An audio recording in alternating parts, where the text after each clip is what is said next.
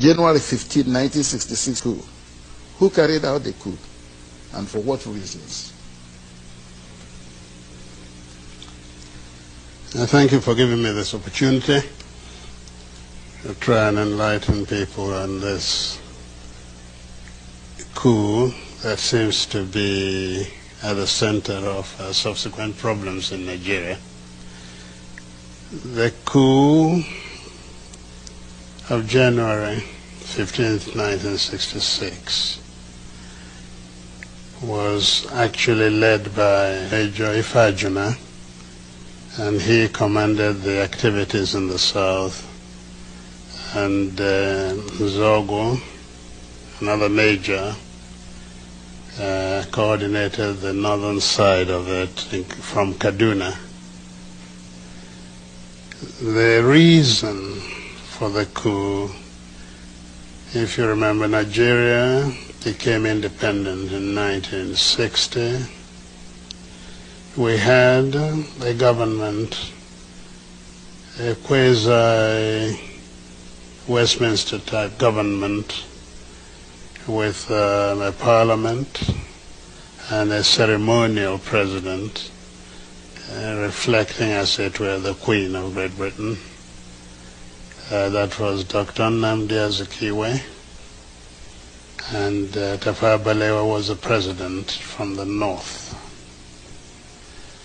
Now, the real problem with Nigeria has always been the imbalance of the federation that is and was known as Nigeria. I remember when I was at school, I was taught that the great thing about a federation was that no federating unit should ever be preponderant over the others. As it happened, the Nigerian Federation, when it was created, was given down to Nigerians from London. And that federation contained the imbalance of the North being preponderant, in fact, over the two other sides, the West and the East.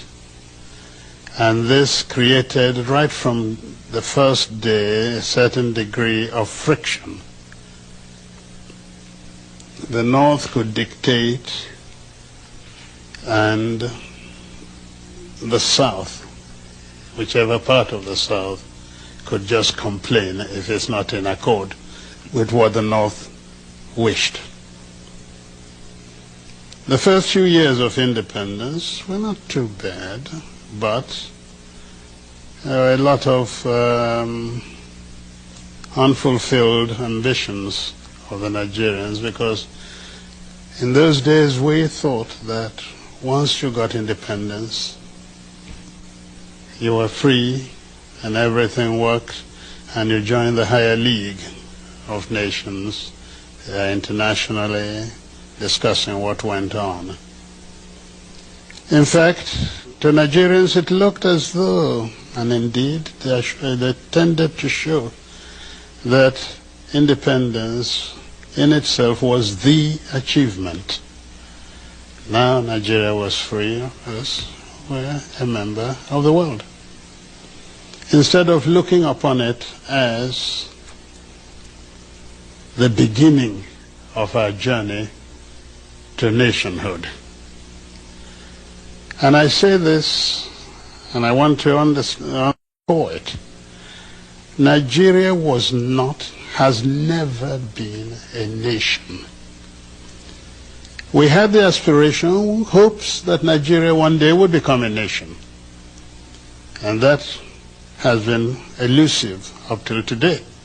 The reason being that, most unfortunately, the powers in Nigeria were concentrated in the hands of the North, which was preponderant, and wrongly so. At independence, we hoped we would be able, in fact, the three leaders of the country had different notions of independence.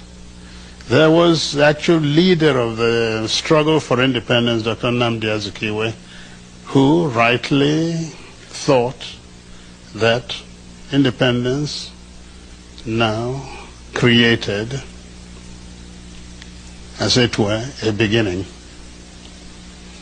but that we were already a nation and we were now finding our positions in his own philosophical, political beliefs in Pan-Africanism. So we just had to move into the broad continental alliance. The North,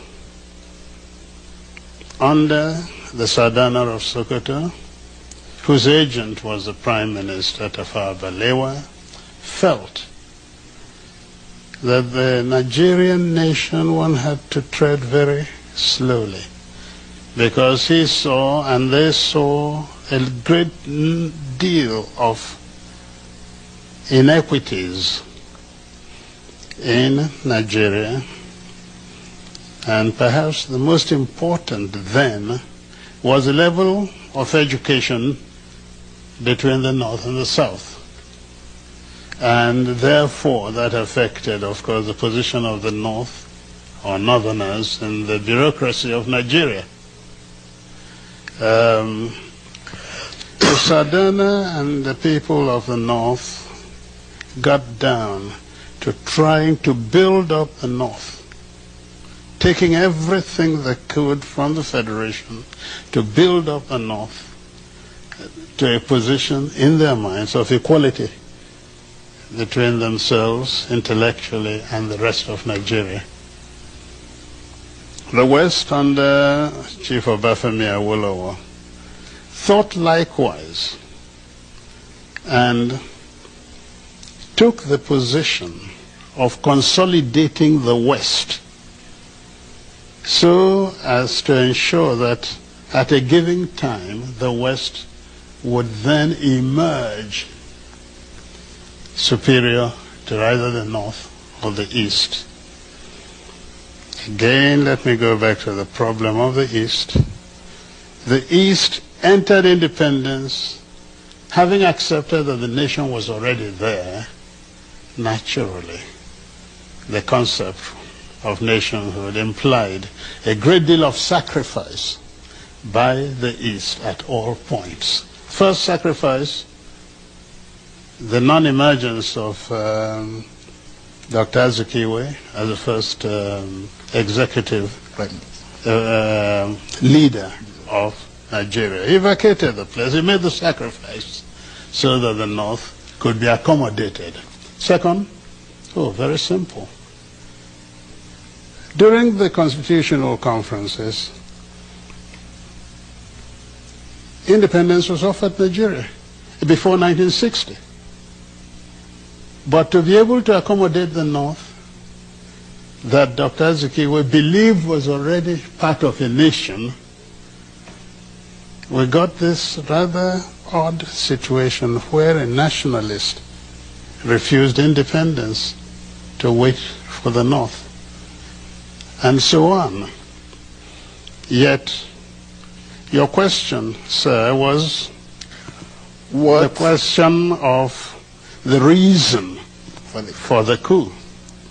So let me go into it. The teething problems of Nigeria after 1960, the independence, manifested itself in a number of ways. There was a friction over the preponderance of the North. There was certain difficulties about religious beliefs in the country. There was corruption, bad administration, and so on. But the real problem came from the West, which by 1966 was really in turmoil. And the reason was quite a simple one. Where does a leader lead from? In the North, the Sadana led from Kaduna, in the North.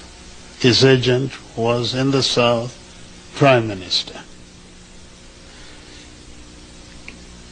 Awolowo for the West believed his position was better, and he would be have greater effect on Nigeria if he ruled from the Federation. So he looked towards Lagos. And his deputy, Akintola, he was quite prepared to leave the West too. What a funny thing happened during the election.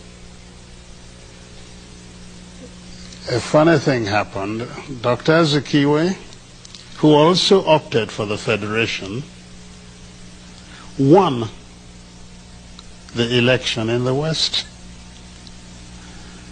And it now looked as though an Igbo man was ruling in the East, ruling in the Midwest, and about to rule in the West. And this was not acceptable to the West.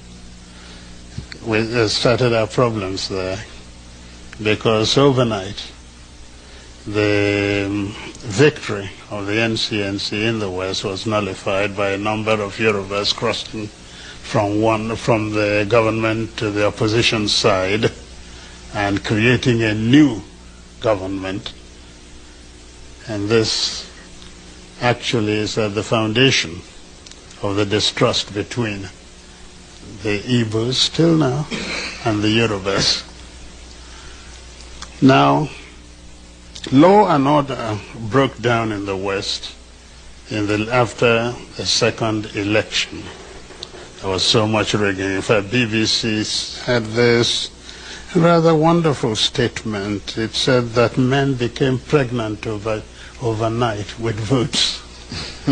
Because, you know, we wear these huge robes, and you can stuff as many ballot papers inside them. And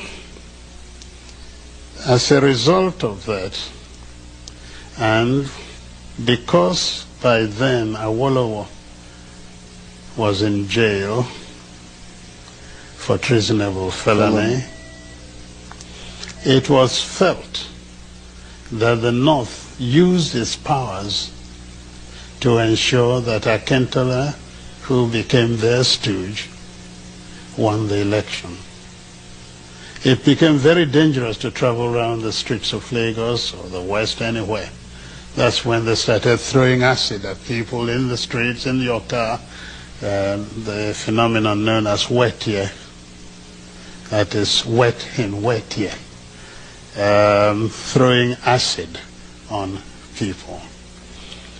And it was to halt this, actually, that the military was pulled out of barracks to help stabilize the situation. And this went on. We were not moving anywhere. The countries were becoming independent. We were seeing Julius Nyerere creating personality in Africa, Nkrumah there, and so on. Nigeria is big, and with all the promise of independence, was clearly doing nothing. It was then that a group of young officers. Now let's get it straight. The young officers had within Igbos, Yorubas, and Hausas. The way the Nigerian army was structured, you could not escape a preponderance of Igbo officers.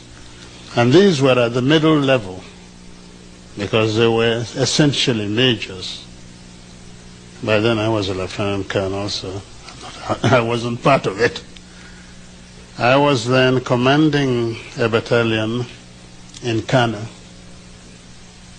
The coup ostensibly, because I later found out that the whole aim of the coup was to halt this apparent drift in Nigeria.